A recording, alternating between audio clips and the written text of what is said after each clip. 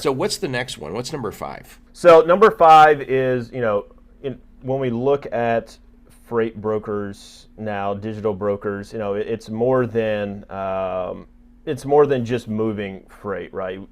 Customers want us to be more of a consultant with their business. And I know it's a very broad term and it gets thrown out a lot, but it's true. Like they look at, especially the brokers that are positioning themselves more on the tech side, like, hey, you have access to all this data. What can you tell us about what's going on with other shippers in our vertical, or within our network as well? And then on top of that, providing more than just the service, right? So offering some standalone solutions that we can package with the services that we're offering with the customer and help them really optimize their entire network. Right. I like that, because if you guys are able to manage many more loads with one guy, right? So you freed up a lot of people, theoretically, that can focus on the big picture, which is things like, hey, Nick, we could save you a lot more money if you tendered with us, on a Monday rather than on a Tuesday afternoon. We could save you this much per week.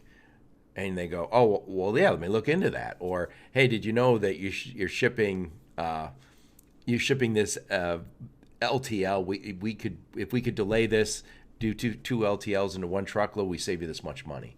For sure, and that's a good point. So that with the automation, you get all this data, right? And then it's up to us to make sure that we can identify trends, repackage that, and then shoot it back to the customer.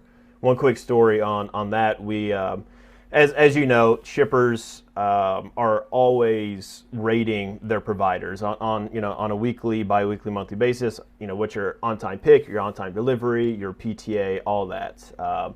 So during with this one customer, we were going through our monthly scorecard conversations, and we were having trouble out of a certain lane, and started looking at the numbers, and we look at a lot of different data points, and one that really stuck out to us was the lead time on these tenders, and we just assumed this is a large shipper. They obviously probably had this lead time data, but we presented it back to them, and they were like, "Whoa, like."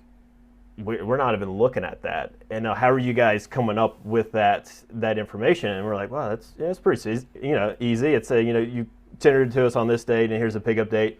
And as just looking at their entire network, as that decreased, we started to see the service drop a little bit, especially when the market was tight.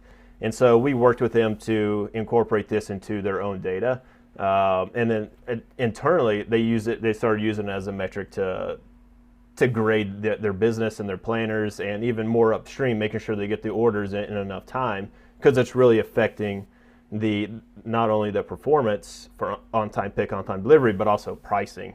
Anything with shorter lead time, you're going to pay a lot more money on. So that's just one instance. Obviously, there's a lot of other things, but that is with that automation and that more time to really dive into customers' network, we're presenting information back to them that's helpful.